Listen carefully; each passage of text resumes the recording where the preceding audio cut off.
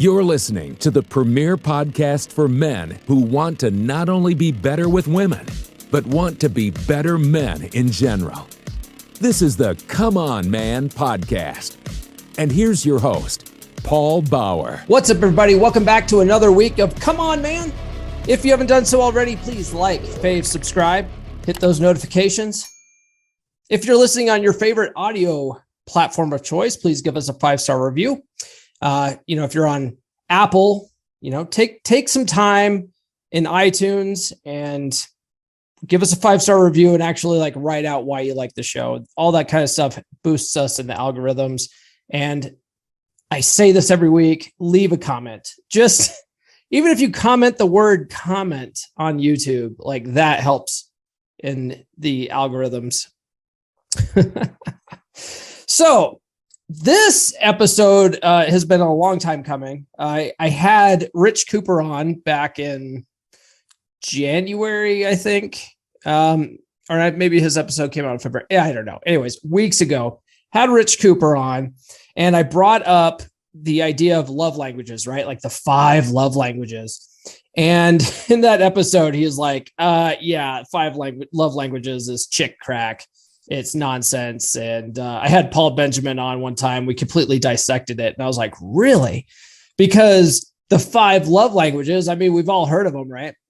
Well, the 5 love languages is one of the first books I read in this space, trying to better understand women. And so when he said that, I was like, what? Really? So because I've had Paul Benjamin on the podcast before, I reached out to Paul again. I said, Paul, Rich says that the 5 love languages are bullshit.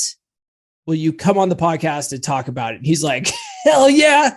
We're going to shit all over the 5 love languages. Let's do it. So anyways, Paul's my guest. We are going to dissect the 5 love languages and explain why they're bullshit. And I'm going to bring you that conversation right after this. If you guys are anything like me, you're tired of going to grocery stores, buying grooming products that are designed for men, but they just suck. Or they smell girly. I also hate going to expensive department stores like Macy's and getting cologne that makes me smell like a little bitch. I want to smell like a fucking man. And I think most women want their men to smell manly as well. And that's why I've partnered with Duke Cannon. Duke Cannon has products for men. They have products that make you smell manly as hell. They have big ass bars of soap. They have really thick body wash. They have beard oil and beard balm, hair care products. My favorite is their big ass bar of soap. Smells like naval supremacy. It is awesome. And I also buy all of their liquid cologne. It really makes you smell manly, and they have tons of different fragrances.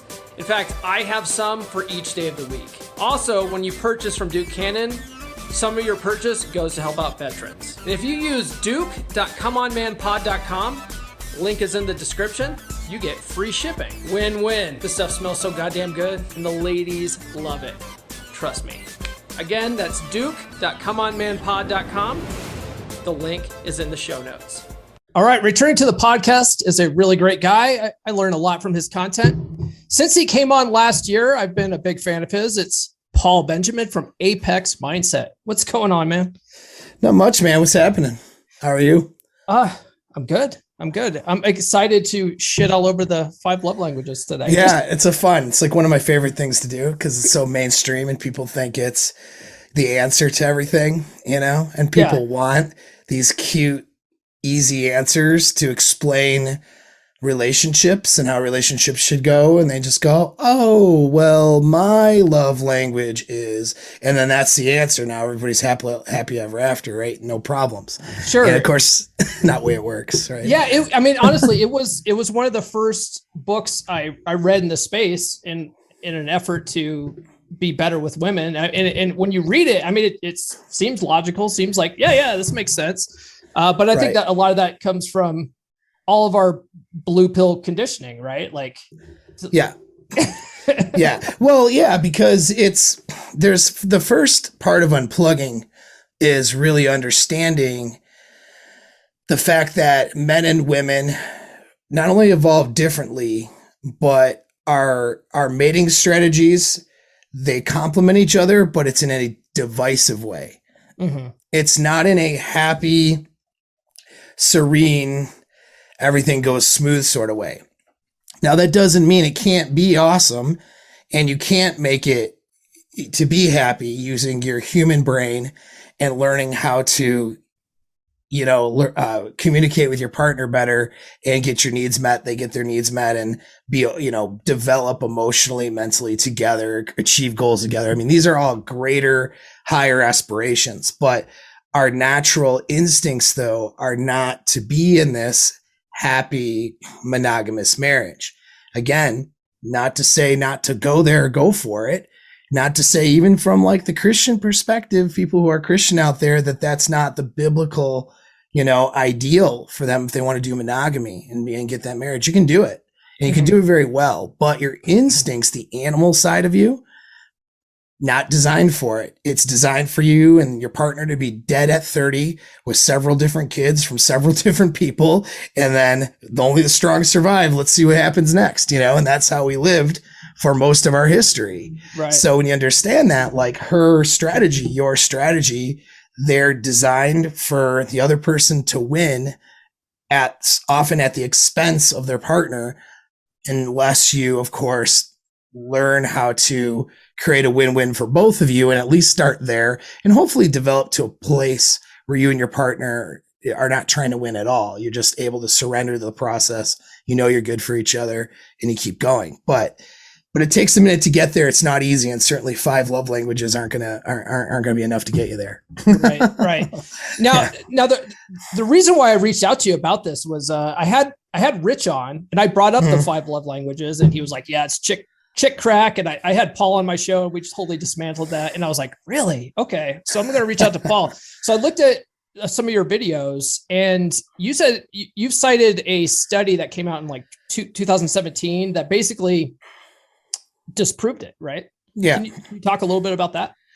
Yeah. And what it boiled down to is that it boiled down to attraction and communication, ability to communicate together.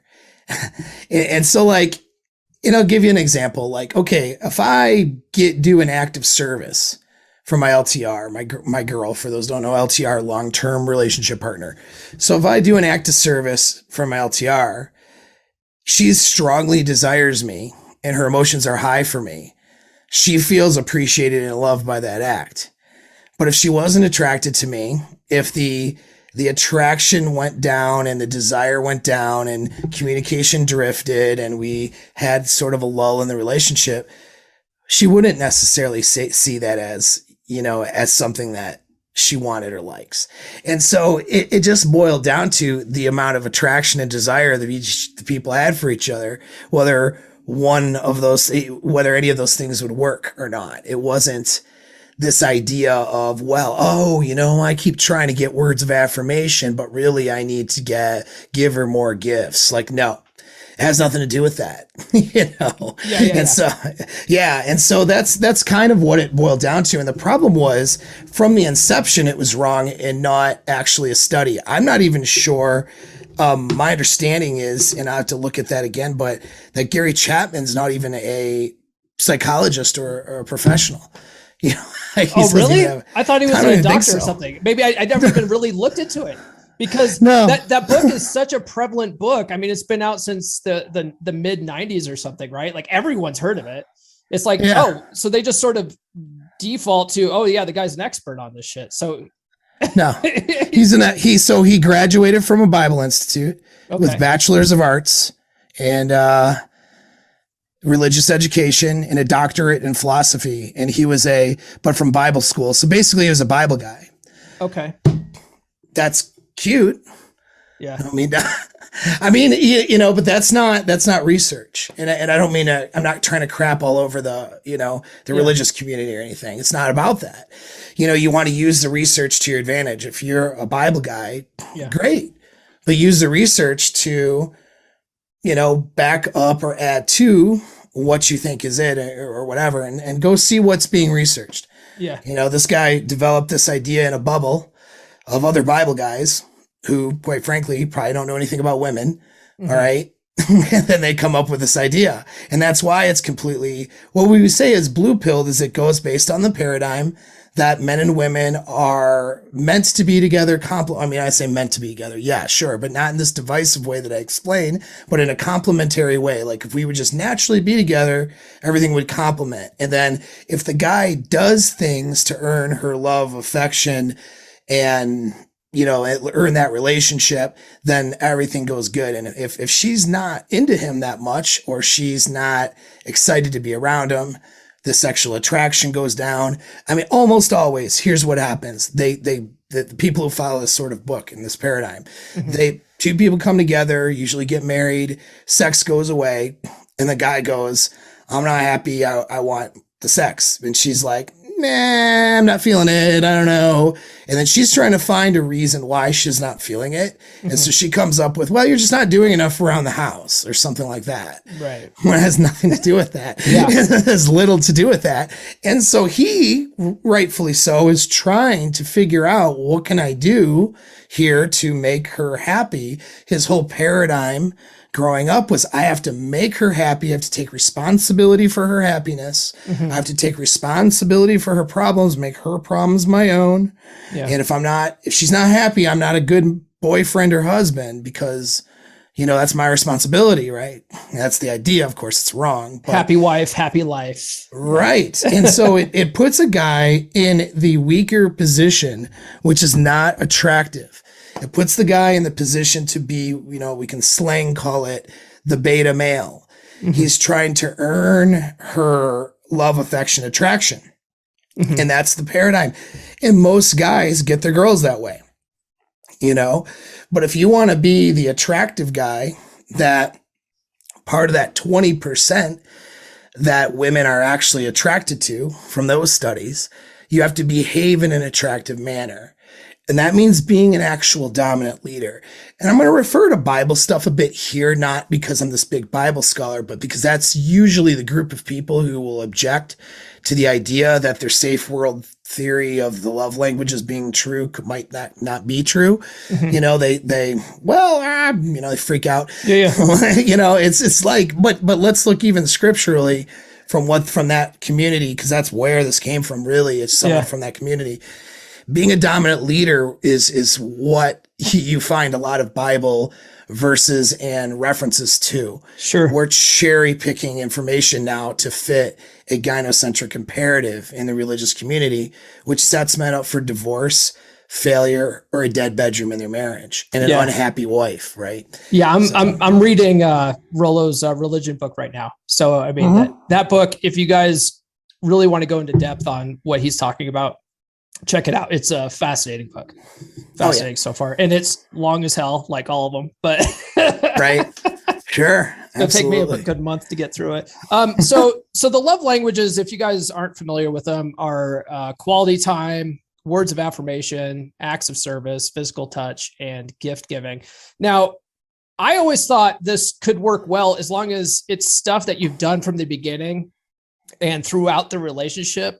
But where I've always thought that this completely would not work is when you're trying to rekindle desire that's been lost.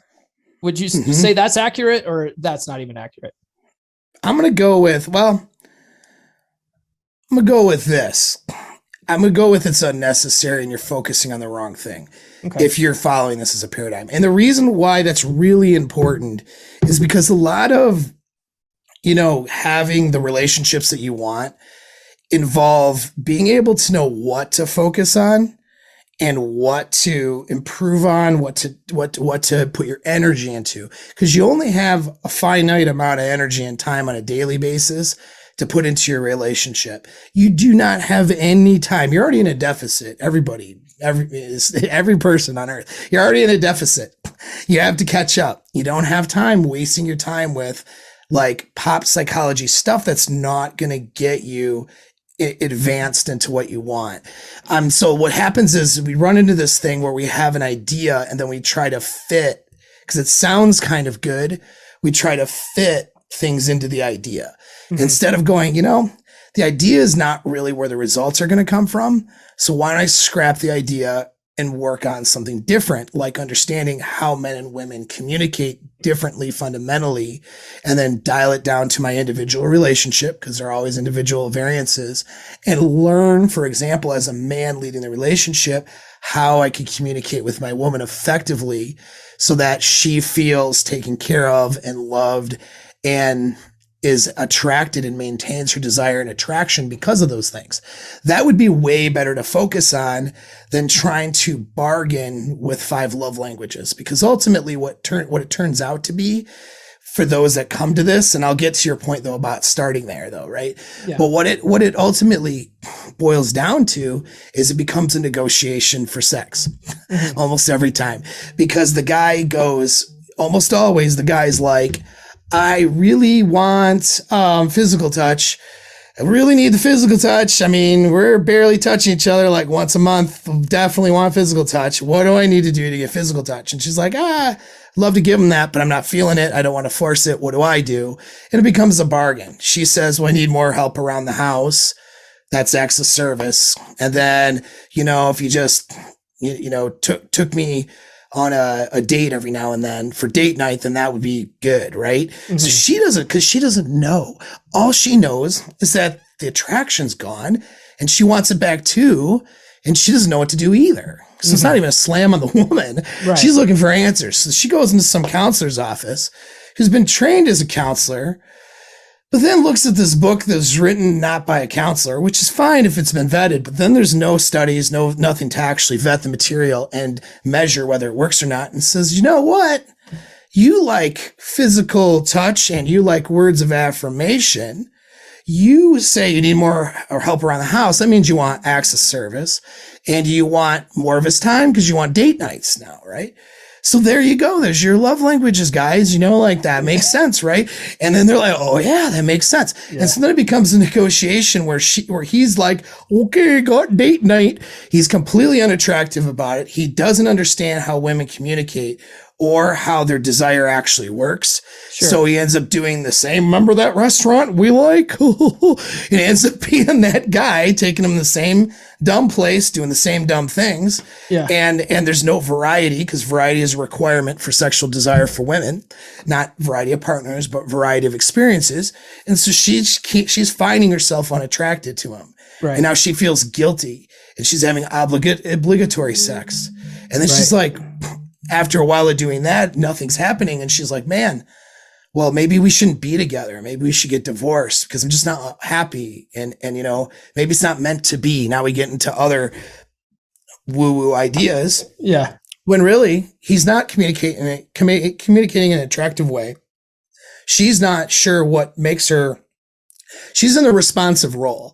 So there's nothing much she can do, actually. It's kind of up to the guy to behave in an attractive way. Mm-hmm. You know what I mean? And she's doing her best trying to figure it out, but it's not working. It becomes this negotiation for sex based on chores and, a date night in that circumstance or whatever, bringing her gifts or whatever. She's like, well, at least I'll get a new purse once a month, if I give him a blowy, and it's just like, ugh, it sounds horrible. So this is what ends up happening anyway. Yeah, I was going to say, so it comes down to genuine desire, and you can't negotiate genuine desire, really? Correct. Yeah. Yeah. And so there isn't, and there's a way to show up and be more attractive and be less unattractive. And that's what learning seduction's about. Right. Also a way to learn how to communicate in a way where she feels drawn in emotionally, sexually. She feels protected, and she feels enough security to be able to open up, but then also feels enough tension, more or less, and excitement to have desire. And that has to do a lot with communication and a lot how the guy just shows up in his internal self-confidence and frame, and based on how he carries himself and based on how he kind of works on himself. Yeah. Go ahead. I was going to say, I do want to talk about what men should be doing instead. But before we get into that, I wanted to get what your definition of genuine desire is. Cause like I said, I'm listening to Rollo's book. He put out a really good definition of what he thinks it is. I know Ryan Stone's not a fan of it. He's not a fan of the word, but what's your take on it? What's your definition of genuine desire? Yeah. So that's a good question that I'm sure with some thought I could come up with a better concise answer than what I'm about to say. Okay. But essentially, she's willing to give up whatever her preconceived programming is and whatever her preconceived narratives are to follow yours because she just finds herself drawn to you and wanting to be with you. Okay. That's pretty much what it boils down to.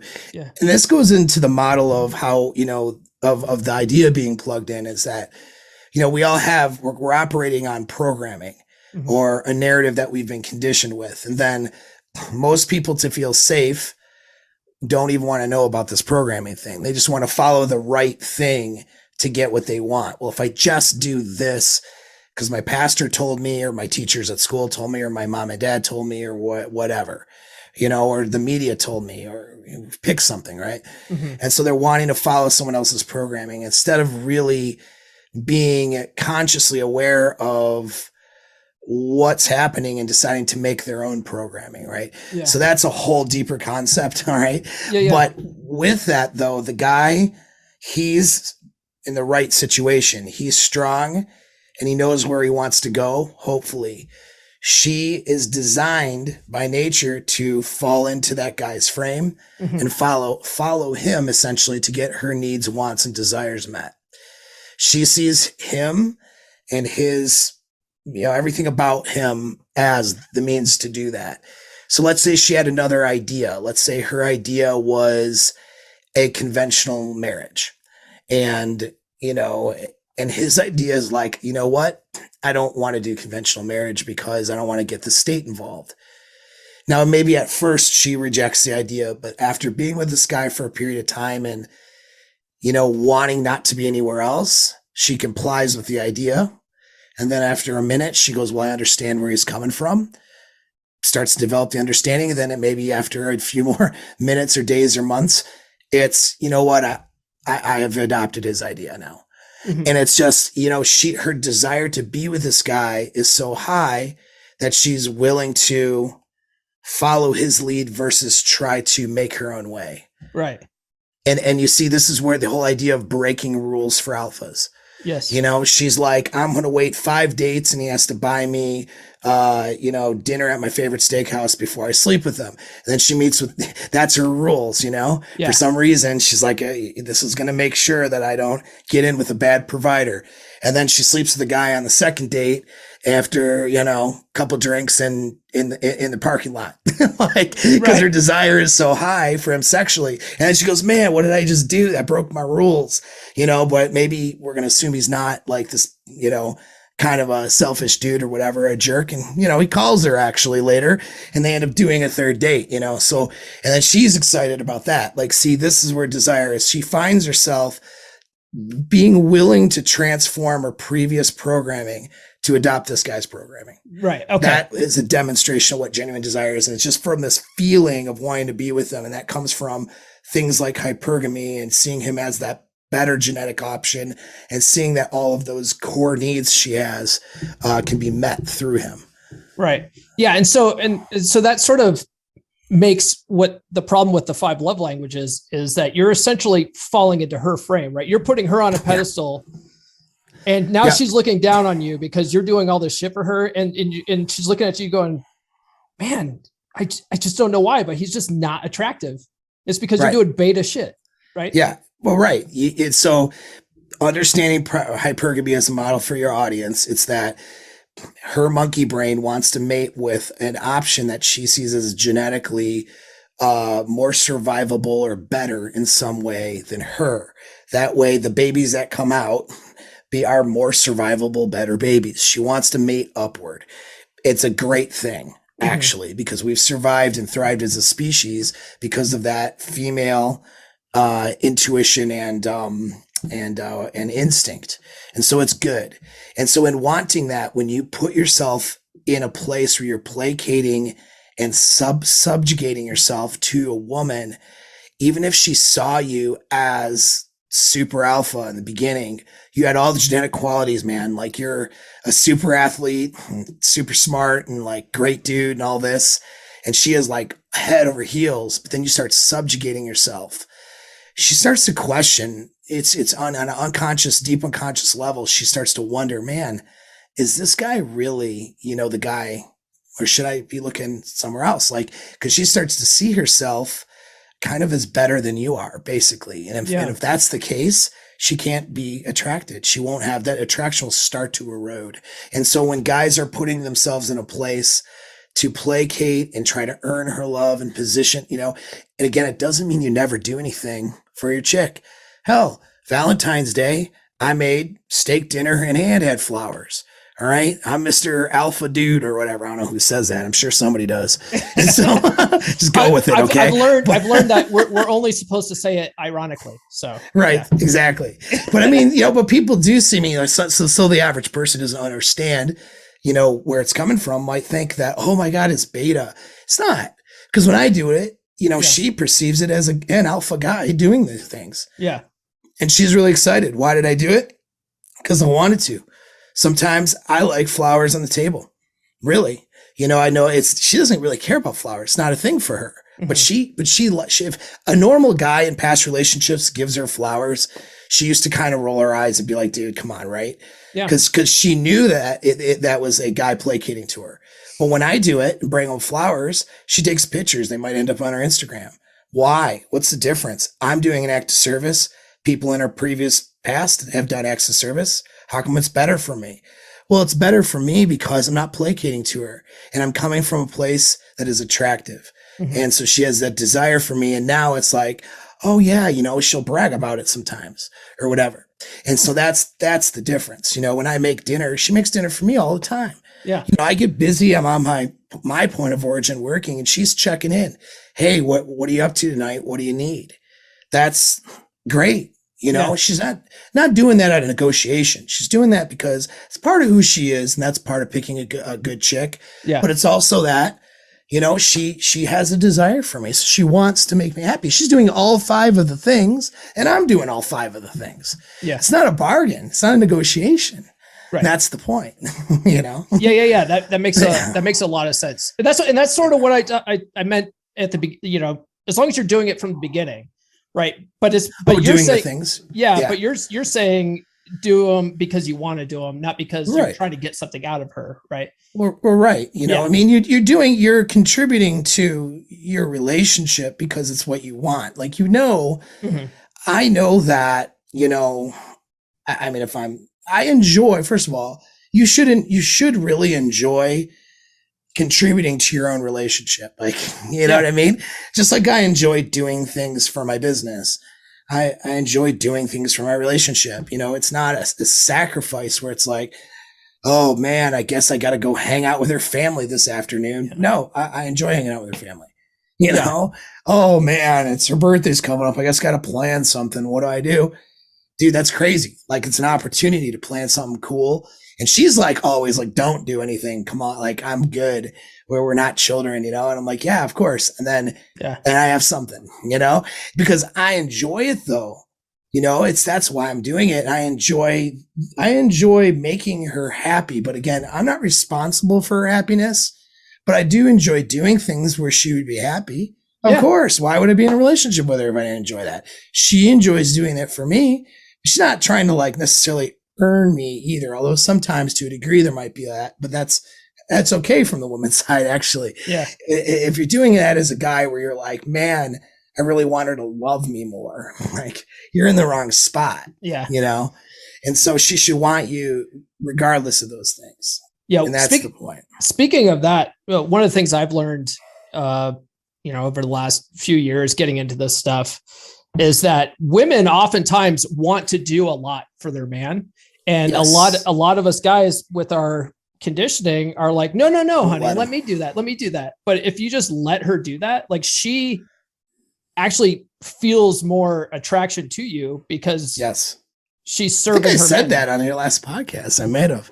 We're talking about. I might have. Yeah. Go back and listen to that, guys. It was a good. Yeah. And I'll go listen to his podcast. See if I said it and call him out. So we'll get more. No. He never said that. Yeah. Nope. He's lying. But yeah. No, but it's so true though. That's such a true statement because we want to take care of everything. It's that instinct to want to take care of the baby maker. And it's a great instinct to have, but we have to understand that you got to think of yourself. If you want to think of yourself this way, you think of yourself however you want, but like the alpha chimp of the tribe, you know, like you're the head chimp, man. Like you have to figure out. People get so triggered over the word alpha. I've started to say, be a leader, just because people get so fucking triggered. It's a placeholder word, guys. Relax. Yeah. Right. So when you're, give yourself a chimp name. No, I'm just kidding. Yeah. But I mean, think of yourself like, I mean, if you're leading a tribe, okay, of some sort, even if you're not really, you have a lot to worry about and you have a lot that you're responsible for. And so think of it like that. And if you're not, your life isn't like that, just think of it like that. You know, she falls in love with you based on who you are. So if you stop working on yourself, stop working on your vocation or finding a different vocation or finding a passion and doing those things, you will become unattractive. And it will become a negotiation. That is the fact. So you have to take care of you. And that in turn keeps you attractive. And it essentially keeps her in a state of, the word chase is also a very misunderstood word, but it keeps her kind of, we'll say, qualifying to you. You know, you can say chasing if we want to, but it doesn't mean that you're cold and aloof and she's trying to get your attention all the time. It just means that she's the one as her support. She's your support mechanism. She's checking in. She's giving you that ring, seeing what's going on this evening for dinner to see if you need anything, or run into the store. You need me to grab something. You know, she's doing those things. You know, in the case of children, she's the one who's taking care of some of those things, you know, and I mean, that's more of a traditional role, but it doesn't matter, right? Like, I mean, she's the one because you're so focused on your stuff. Doesn't mean that you don't turn around and manage your relationship ever, but it means that you're focused on your mental point of origin. She complements it and is along for the ride and there to be a part of it. Not where you say, what are your goals and dreams? How can I facilitate those goals and dreams and make them my responsibility? That's a mistake, a huge mistake. And that's where guys find themselves in marriages that end in divorces because of that framework right there. If I could sum up most of these things, unfortunately. Yeah. You know, I was going to say, and books like 5 Love Languages only propagate that same dynamic. Let's keep negotiating until we can't negotiate anymore. And now we have to leave. It's too bad. And that's what typically happens with the, right. One of your videos, you said that, that book's been around since the 90s, but the divorce rate hasn't improved. Right? Right. Well, there's no verifiable evidence that it works. What happens when it works are two things. It's not that. It's that the couple are communicating with each other when they didn't communicate before. So we actually earlier today, in fact, but it'll be dated earlier than when this airs. I just did a full hour and a half on my channel on how men and women communicate differently because, and that breaks down, I'll break it up into shorts. I'll make sure you get it. I'll link your podcast or something on some of those shorts because it's good for your listeners because it's like we communicate fundamentally differently and we don't communicate at all because we're conditioned to think certain discussions don't need to happen. And when people do the love language thing, at least they're talking now about shit they want and things they don't want. And that's a start. So there's the communication improves between the two. And usually the desire is there or improves, then it works. But it's not because of the love languages themselves. It was just because the communication and desire improved. Well, we can get there just by learning how to communicate better and learning how to be, attractive and not be unattractive as a man. She should be consciously doing the same thing. But the reality is, though, most of the time, unless there's a trauma or something that's a serious barrier for her, most of the time when a guy is doing the things to be attractive, she goes, crap, I better be attractive. Yeah. You want your woman example to start taking care of herself better, going to the gym. if you're hitting it hard and dieting and she goes to make something or she wants to do something for dinner and you're ordering something that's in your diet plan, or you're making food, but you're eating something a little different because it's part of your diet, I'm cutting down. And then she's like, you look fine. You don't need to cut down. I like dad bods. Okay. Nobody likes guess dad what? bods. That's a lie. Nobody likes dad bods. So, and then you show up and you got a pretty darn good physique, you know, for in comparison to the peer group. She's like, damn, she gets intimidated. Yeah. And now some of you guys will run into where she gets angry and mad about it and tries to sabotage your gym stuff. And it's that point that you want to have a discussion with her. And here's how you have the discussion. You want to talk about solutions other than love languages? Yeah. Okay. Here's how you have the discussion. You sit her down and you're going to do, I created this acronym today on accident on my show earlier. Oh, okay. But this is now a trademark, Apex Mindset trademark. It is. But the strategy is been around for a while. So, okay. You know, it's just but in the different acronym, ways. that's yours. The acronym. I'm going to trademark this acronym, you know, send me 5 cents if you use it. I call it LUCA. Okay. Okay. Deering. You've heard of deering, defend, explain, excuse, rationalize. Yeah. No more Mr. Nice Guy stuff. Right. Where you're going to write great book, of course. You're going to sit her down and you're going to really explain to her the merits of going to the gym and why she should be supportive. Okay. Don't do that. You can't rationalize shit with women. Yeah. No. Well, but see, like her thing, she needs to be understood emotionally and verbally. That goes down to instincts too, because as the physically, generally speaking, right, in our evolutionary past, physically weaker sex who's not in charge of bringing in resources, if her needs and her emotions are not understood, it's a threat, right? How are you supposed to ever take care of her needs and emotions if you don't understand why, like, where she's coming from? And so your best efforts to be that good husband, good boyfriend, to take care of her needs, well, you're going to fail because you don't understand her. And so that's the biggest thing. Guys get, I got this plan. I'm going to run it by her, explain it to her, and then see if she likes it. Well, that's placating, you know? Yeah. Well, listen, honey, we're both going to get gym memberships and we're going to do this and we're going to do that and blah, blah, blah, blah. What do you think? And she's like, I think you're crazy. I got 2 kids running around a soccer practice. I got this, that, and the other. I'm stressed out. What do you think? You must think I'm getting fat. Like, all these things happen. And then the conversation goes south and you go, no, honey, like, well, what I'm meant to say was, and now you're defending yourself. Yeah. Terrible. I just described like most of the marriages out there. Yep. So what it should go is this. You start hitting the gym for you. She starts trying to sabotage it. You say, hey, babe, let's sit down after the kids are in bed. I want to talk about the gym thing.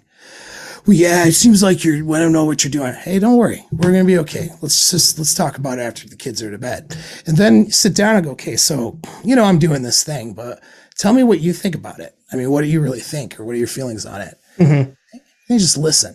All right. Okay. That's where the L comes from. The L is the listen. Okay. Right? So you listen. And then while you're listening, instead of trying to figure out how you're going to debate her out of this framework, you just try to understand empathetically from her perspective. What are her fears, her concerns, her barriers, and feelings about it? Okay. And keep asking questions. And that gets to the C part, which is clarification.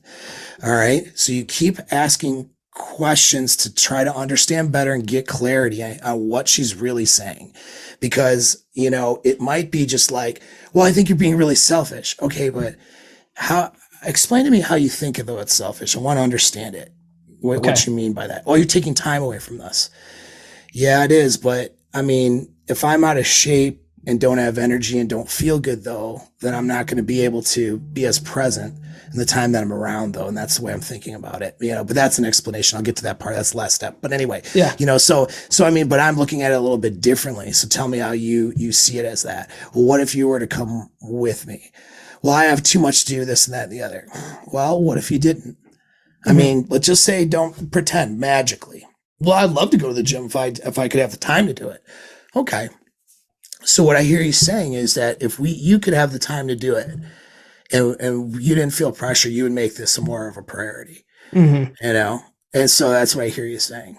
And well, yeah. And then like, well, But there are times though where, I mean, even with what we have, what kind of time do you think, if you were forced, which I'm not forcing you, but what kind of time do you think you could dedicate it to it?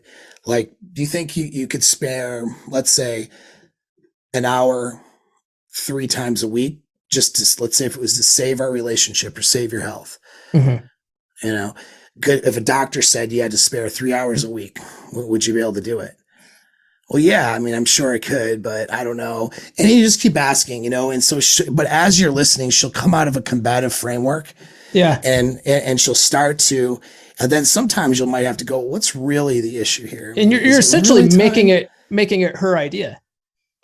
Yeah, you're getting to that. I mean, well, a lot of times it becomes her idea, because when you get clarity, yeah, she goes, man, so part of the clarity step is not just understanding it and repeating back so you understand, but it's also, excuse me, it's also getting her to challenge the paradigm. Because if you're listening to it and you see that there's a box, yeah, all right, part of keeping frame though is that you control the narrative. And so right now she's in her own narrative, which is, I don't have time to work out. But is it really that she doesn't have time? You know, and it could be though, you know, that, and this is where another thing, being really attentive. Well, babe, you know, I see that when we go out and we go to do things, you're really self-conscious, and I'm not trying to, I think you're hot and everything, but I feel like you struggle with what to wear. You struggle with all kinds of stuff. And I see you struggling with that. So are you sure there's not a deeper thing going on about not wanting to go work on something like that? Mm-hmm. You know what I mean? And so that would be an example. And so, you know, you're striking, because maybe the real issue has nothing to do with time, and has to do with, she doesn't want to face the fact that she's gained 25 pounds and she feels unattractive. Mm-hmm. You know, and then she starts crying and saying, oh, it just feels so unattractive and I don't think I can do it. Bingo. Now you're getting to the bottom of it. Now you're right where you need to be, right? Yeah. And so, and you did this through not explaining a damn thing yet, and not telling her all about your feelings, and not, you know, getting approval for your plan. You did it by listening, understanding, and seeking more understanding with, and getting clarity, and making sure she has clarity too. Mm-hmm. And so that by the time you get to the last step, which is action, mm-hmm. she knows she's been heard. She knows she's been understood and listened to. Mm-hmm. And she may be open, should be open to a different narrative than what she's following. Maybe the one I'm following isn't so good, you know? Yeah. And so then from there, it's action. Now, action could be just like, sometimes it's just the end of the discussion.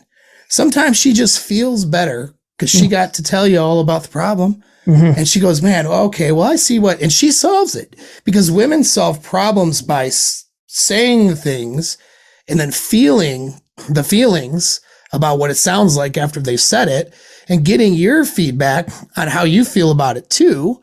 And not, you know, and then it's like, oh, well, that's, so she could, through the course of conversation, go, well, I mean, I guess, you know, the kids are older now. They can stay home for an hour after you're asking the clarity phase. And she goes, you know what? No, I could do this. Mm-hmm. You know, and you're like, good. And she's like, well, yeah, I mean, I could go. I mean, we could do that together with that. You know, sounds like a plan. Yeah. You know, you know what I mean? That's sometimes how it goes. Great idea, honey. Yeah. Great idea. You know, it sounds like a plan. And so, or sometimes you get to the root of it. Like, let's say it's just barriers, not knowing if she can do it or handle it, not knowing what to do, being embarrassed to go to the gym because she gained some weight and all this stuff. And then you're listening, and you might be like, okay, well, here's a thing. Here's what I think you're going to do. There's a personal trainer that is a woman. She'll do it over Zoom, and she'll take you through diet and stuff like that. I have no trouble paying for that. Well, isn't that going to cost money? It's worth it. Listen, mm-hmm. I don't want you miserable. I don't want you not being able to feel hot and good about yourself when you put clothes on. I don't want you I don't want either of us to run into health problems later. You know, I want us to be, you know, in good physical shape. We both talked about it. We both know it's important. I don't mind paying for a personal trainer, having you do that. That's what and then we're going to get on a program. You'll follow what she says, and she'll make sure you're successful. You really just do what you say, I mean, and don't worry about it. And you know what? There may be some emotional aspects to this where you feel really self-conscious, but you know that once you get better at something, you won't feel so self-conscious. So we're going to go forward and we're going to do this. What I did was I didn't explain myself. I just gave a statement of what the action's going to be. I've considered all of her stuff, and now here's the statement of what we're going to go do. Now, this is better than focusing on which love language she is and what things I need to do for her to get her to want to touch my pee-pee and tell me I'm a good boy every now and then, or whatever. Because words of affirmation and physical touch, right? Right. Now she's hitting the gym 3 times a week, watching me get more in shape, and she's getting in better shape. She feels more sexually attractive. She feels like she's no longer self-conscious. And now, what do you think's happening in your bedroom life, right? Yeah, in that more scenario, physical touch. Exactly. And so and these are the things, and maybe this came from using the same method, but talking about your sex lives. Maybe you're like, we want to have I just want to talk about us and banging. It just sounds like a weird conversation to have, but I think we should talk about it. And opening that up and using the same formula, and maybe in that formula, it comes up with, well, I'm just really self-conscious. I don't feel good naked. And that's what comes up.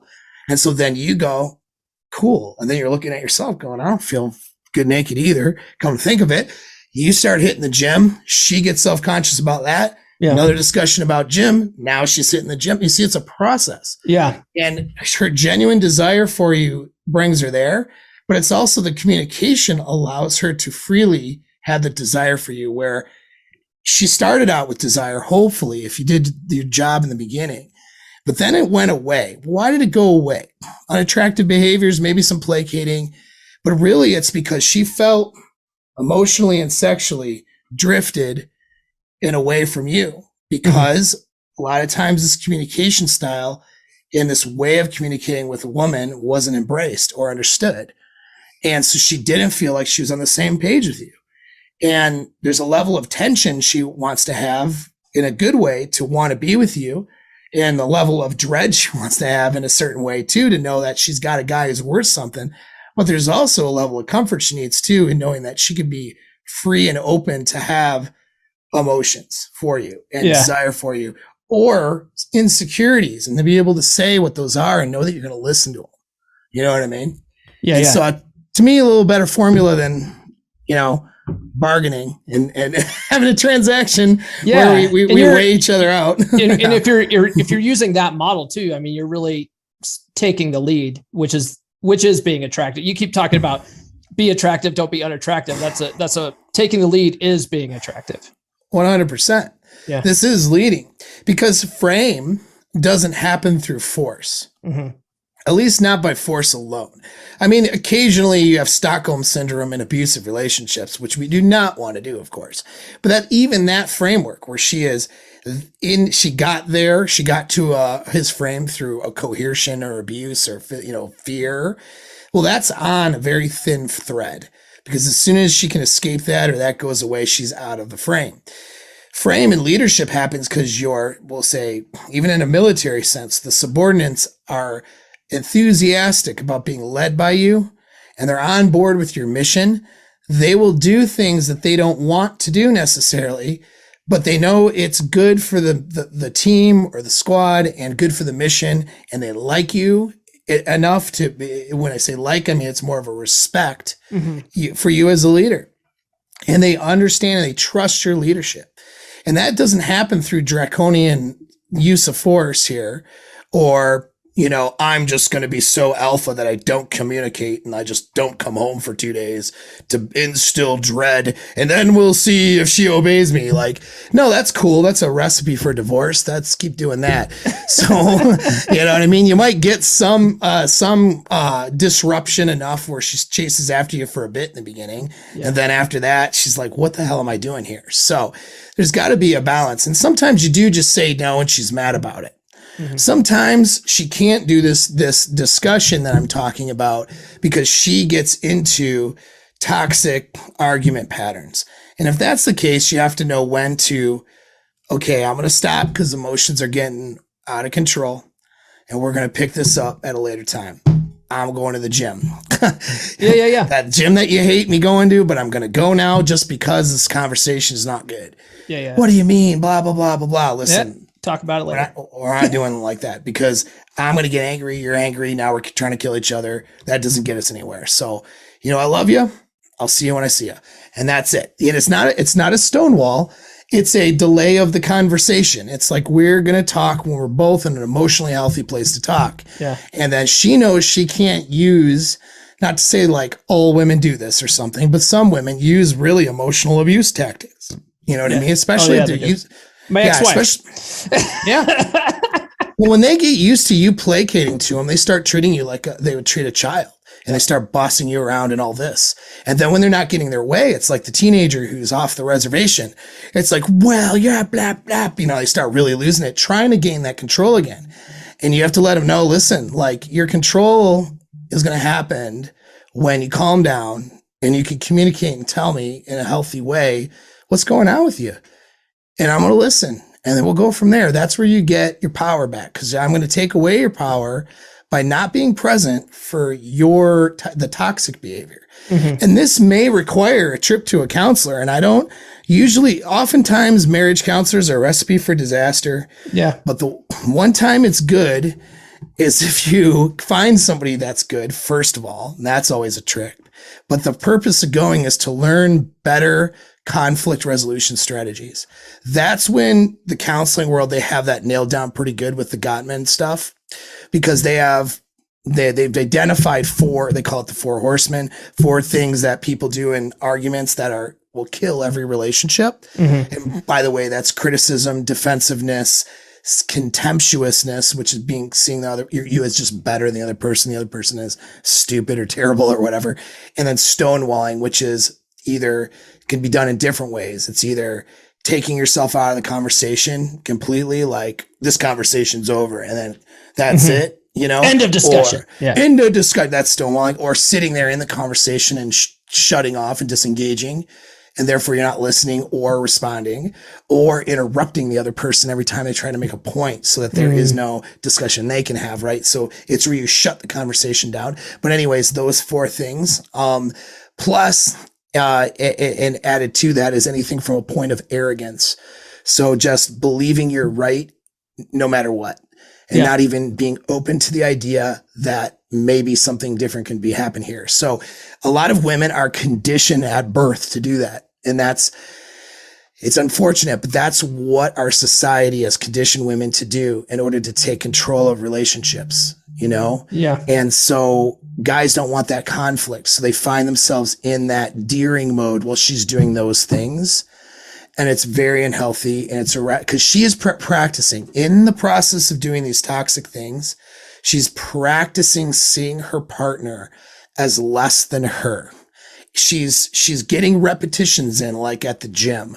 Instead of getting stronger on a bench press, though, she's getting stronger at seeing the man that she once loved as less than her, less capable, less competent, and so on. When seeing of someone with contempt, practicing being critical, not of the behavior, but of the person and who they are, stonewalling because they're just not worth having a conversation. They're too stupid. I can't talk to them, being defensive. I never do that, whatever, that kind of stuff, like not being willing to take any responsibility because they're too, unintelligent and wrong to be able to ever consider it. These are literally practicing devaluing your partner. It's not even a personality disorder thing. It's a thing that people do and women can be conditioned to do in order to take control of the relationship. And guys, in response to that, will do the deering thing, or they'll inspire this strategy from the woman by starting off with the deering thing. And it's not a good place. If she's doing that and won't break out of it, you may need some intervention. I've coached couples because of this very thing. Mm-hmm. They need a better conflict management strategies. When they have that, though, now we can do actual communication, and then going through the LUCA model, you'll get someplace. You know what I mean? You get a better place. Yeah, that's better than bargaining, in my opinion. For sure. How are you doing on time? We're good for another like 5-10. Is that okay? Yeah. Okay. Just to touch on one thing, one of the videos I watched you talked about, we've already talked about almost all this stuff. One thing that you said is also a better thing to do is work on your seduction, right? Because that's a part of being attractive though, right? Right. And so, yeah, do you want me to expand on that or? No, I think okay. Just to save time. Yeah. All right. We'll do a whole other episode on seduction maybe. Yeah. But one thing you touched on a little bit, I want to get into this and then we can wrap up, is you talked about dread game a little bit. You just had a video recently on using acts of service as a part of elite dread game. And what I took from that video was, go back and watch that video, guys. You can find it on his channel, but it's like you're doing it as a reward for her. Like you're making her earn this stuff, right? Is that what it essentially comes down to? Yeah. So there's different, you go through the video, I'll just mention it real quick. And there's passive and active dread. So, passive is where you're not doing anything inherent, but she just has the dread for what's going on, who you are. So example, you become more attractive and then she's like, ooh, other girls are really going to want him. I better make sure I, have some good sex with him. So, he's not looking at other women. Yeah. And that's not the conscious thing that happens, but that's the action. Yeah. That's what happens. Right. Active dread is where she's, doing the toxic patterns and you're like, listen, I'm not going to be disrespected like this. We're going to pick up this conversation at a later time. I'm going to go cool off. And then you're out. Yeah. And now you're not communicating, but it's been announced, so it's not stonewalling. In that whole time, she's like, where's he at? What's he doing? Wonder what's going on. And it's not because she thinks you're going to cheat on her, but it's a fear of loss. And she's like, oh shit, I messed up. And I might lose this man. Right. And it's that you just did something active, all right, to make that happen. But then there's positive and negative. So a lot of advice on the internet is focuses on the negative dread. Well, you can't run a relationship on negative dread because that is a recipe. That is a lot of drama and a drama fueled relationship that eventually blows up in your face. And this is where the guy is constantly doing like, I don't like what you did. And then like doesn't call her back for 2 days or that kind of stuff, constantly doing active things usually to make her feel uneasy and unsettled and anxious. You can't do that. Now, a better way of instituting dread, though, is through what I call positive dread, both active and passive. But the active positive dread is where you just go out and have an amazing time. So when you go out and you do some things, some spontaneous stuff that you really want to do, it's a lot of fun. And she's like on a little adventure. You have some really good sex and you know what you're doing in the bedroom, spice things up. She's like blown away. And then you go out back to your life. Maybe let's just say you're dating, right? Or something. You go back to your normal life until the next date and she's ruminating over the next few days, waiting for that text, or maybe she's going to start texting you and she's thinking, man, I just got like that. This guy is blowing my mind. So with that, because remember, like women can have competing ideas sometimes at the same time. With that extreme amount of excitement and happiness that's happening, is coming with it oh man, what do I better step my game up. I don't want to lose this guy. I want to make sure, is he thinking about me? What's going on? Just had this great time. Is he going to text me? When's he going to text me? Maybe I should text him. I kind of want to invite him over. Should I invite him over?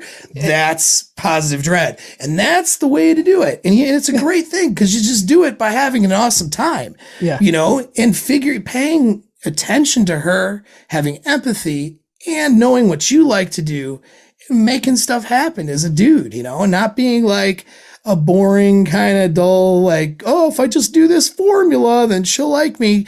Is this okay, honey? Like, no, like take charge of it. Pay attention to her. What kind of stuff is she going to respond to? What might be about like, oh man, I don't know. I'm uncomfortable to go. I don't know about doing, zip lining. Yeah, I know. We don't know, are we? You're going down there. I know you're afraid of heights. Let's do it. Like, right? You know what I mean? Like, it's like, oh man, like, but it's fun, right? You have fun. And so that's the idea. And that's a better way of doing dread. If you're doing that most of the time, like 90%, the negative maybe 80 to 90. I don't know. It's hard to say percentage wise, right? But certainly a less of a percentage should be the negative. It's going to be a little bit, but most of that should be also passive negative. Sure. Meaning that you're just attractive and she's just worried about losing you. That's it. Right. And that's what, and so in like your video, you used acts of service as a way of doing this, but it's not, you're not doing it because you're trying to get something. You're doing it as a nice gesture to her. You're taking the lead, and she's just like, "Oh man, this guy's such a good guy to me. He cleaned the gutters." Well, it's not even that. Like, it's just like, it's like she's having a crappy day at work, and I know that she's busy and she's doing, and I'm busy too, but I know that she's on certain undue amounts of stress. Maybe I call somebody and have them clean the house. Yeah. I got somebody, I pay her $50, $100 to clean, and then, have some dinner going or whatever. And she comes over and she's like, holy shit. What's I got to this? step my game up. Yeah. And then she's like, oh, you didn't need to do that. I would have gotten to it. And you're just like, you don't need to get to it. You're stressed out. I know that you had to stop by your mom's and take care of a bunch of stuff. Look, don't worry about it. And she's just like, man, like this guy. And then she starts, there's dread there now, because it's like if she usually comes home, let's say, tidies up, asks what's for dinner or does some stuff. And I'm not saying, and then it's not to say like we're in a situation where oftentimes both people work. So no, it's not she does the housework and you, but you tend to gravitate towards certain details. Like, for example, like if my chick will tidy up, and she does it better than I do. And she does laundry. Like, I don't even know. I know how to wash my own stuff, but I will shrink half her clothes. So she just, you know what I mean? But instead of trying to learn how to placate and be a better launderer, a laundry guy or something, I mean, if her car is having an issue, take my truck. I'll take care of it. Yeah. You know what I mean? I know how to do that better than she does. Okay. And so that's down the line in a relationship when you're more of a unit. There's nothing beta or weak about that stuff. But when you do those things, because you're doing it from a position of power, she goes, oh man, that was so cool. He did. There's appreciation. Right. Instead of a position of weakness where you're trying to get her to like you all the time. Then it's like, I'll take the car in. And she's like, yeah, well, make sure you get the windows clean, because last time, Right. You know what I mean? And so it's about the position that you're in. If you're in that position of leadership, power, and she's attracted and desires you, and you handle communication the way that I'm saying, then when you do stuff like that, it's like, oh, wow, I better step my game up. But that was awesome. I'm going to go brag about it, instead of, yeah, well, last time you helped me, you know what I mean? Right. Yeah. That makes sense. Let me just ask you one last question. Do you think men can keep genuine desire going indefinitely if they apply game right? Yeah. Yes. I've seen it, not very often, but I've seen it. I have a belief that is a yes. Okay. But I will say, I mean, at least in my own circumstance, no, not everything's perfect about my own relationship, but because I know all the things, and but since she's learning things, I'm still learning things. Mm-hmm. A lot of it's the execution with each other, right? But things are pretty damn good. I mean, you'd put it, most people would kill to have what I got going on, and from that point, like genuine, let's say, sexual desire, then just being really attracted. It's like the first month together right now. Cool. And we're how long you guys? 3 years in. 3 years? Okay. Congratulations on that. That's more. Thanks. That's more than most these days. It is. Most of the time, most don't make it past the 2-year mark, and that really strong desire doesn't last more than like the first 3 months. Yeah. And so, no, absolutely keeping it going. And the reason why we're keeping it going is because we just have an exciting life. Yeah. And part of that excitement is executing that positive dread appropriately. Sure. Doing different things, making myself better in some small way, even each year, getting better with each other.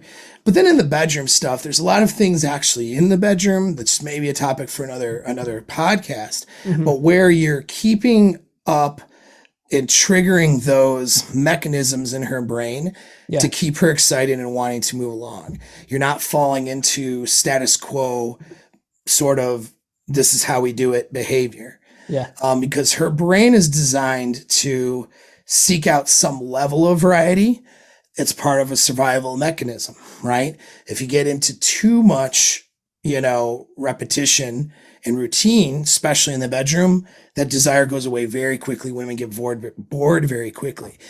Guys often, a point here, guys often do that. They get complacent because of deep-seated, I'll use a word I hate. Well, I won't use the word insecurity. I'll say anxieties. Okay. Because a deep-rooted anxiety is that you just aren't the best for that girl. That there's something she's done or something that she's been with, or maybe some other idea she has, and you're not it. Yeah. And so a lot of guys get a little too focused on the whole alpha widow idea. It's like they do, but that's because that they're noticing, and it's a deep-seated anxiety that I would argue all men have. Because why is a guy not trying to have, when I say, putting effort into having a really exciting sex life, and instead escaping into pornography where he's watching exciting things or checking out the waitress at the restaurant at the Applebee's and, imagining things with her? Why is he actually executing it on his own territory with a woman that at least at one point he had a real strong desire for, maybe the most amount of desire for? And the reason is because I think is that it's cognitive dissonance. I'm not going to face this idea that maybe my performance isn't going to be the way that she would really imagine or want it to be. Because an existential threat for a man is not being able to mate. It's a real threat. It's stronger than survival instinct, is sexual selection. When you look even back to Darwinism and, difference between natural selection and sexual selection. Reason why peacocks have the big feathers is sexual selection, even though it makes them more susceptible to predators, right? And so it's a stronger drive, and it's so deep ingrained in guys that I think that they don't want to know about what their partner's desires, fantasies are as much. It's uncomfortable for them to want to talk about it. It's uncomfortable for them to want to know about her past. And it's uncomfortable for them to explore things in a way in the bedroom. There's tension and anxiety they get. And sometimes it's generalized. They don't know where it comes from. I argue that is probably where it comes from. And there's solutions to that. It's not hopeless. There's the guys who are focused on the alpha widow thing. They're focused on the wrong thing because that they're coming from a place of hopelessness. They recognize a real existential threat. And then, of course, there's plenty of content out there to stimulate that anxiety for them. So they keep clicking, the view button or whatever. But reality is we can step outside of that and you become the girl's sexual best because of how you're handling the bedroom. And you do that and there's nothing you can't run out of. I'm still learning about me. And I'm 44 years old. Yeah. How could I ever learn? Yeah. How could I ever run out of things to learn about her? You know what I mean? So that's why it'll never die if you know how to do that. Yeah. All right. That's awesome. I've kept you way too long. Where can people find you online? Yeah. Well, Apex Mindset on YouTube, and just subscribe to my channel. That does help me. Click and watch, catching a video, and every now and then throwing a like in there or something. It's good. That helps me tons. ApexMindset.net is a little bit more about me. That's where I do have my consult, one-on-one consults and consultation programs or packages, as well as, courses and coursework that will be coming up. I have a new course that'll be coming up. I haven't announced it yet, so it'll probably be already out or finished by the time this plays. But I do have my mastermind group for Seduction and Frame that runs for a year long. So if guys want to work with me for an entire year, they can go to my website, schedule a free consult where we can assess if they're a good fit for the program, and we can help them solve their problems and if it's worth it, and then, and go from there. And that way guys can work with me for a solid year on getting this stuff figured out and really dialed in. They'll never have to go do another thing again after that. If they don't want to, it'd be because they want to after that point, Very cool. All right. Yeah. Well, thanks, Paul. I appreciate it. And, you're welcome back anytime, man. Always a pleasure, man. Thanks, Paul. Yep. Paul, thanks for coming back on the podcast. I really appreciate it. You're welcome back anytime. Hopefully you do come back on. Maybe talk about bonobos. That's an inside joke. Paul, at the time of this recording, the recording of this outro, Paul did a Rule Zero episode where he explained the dynamics of bonobos. They're a type of chimpanzee, and how women are in charge of that society. And he likened that to what's happening now with modern feminism. Anyway, go back, check out that Rule Zero episode. I really like all these Rule Zero guys. They're a wealth of knowledge. And yeah, hopefully you guys got something out of it. After I recorded this, I sent the raw recording of the interview to my girlfriend. I was like, hey, you got to hear what Paul says about the 5 love languages. And she was like, oh my God. She listened to it twice. I was pretty surprised as well. So don't fall for the bullshit. 5 love languages. It's nonsense, guys. It's nonsense. All right. I hope you guys like this week's episode. We'll catch you on Monday. This has been the Come On Man podcast. New full episodes served hot every Monday morning on your favorite podcast platform of choice. So subscribe now. Follow Paul on social media. The links are in the description. Now, go out and get it.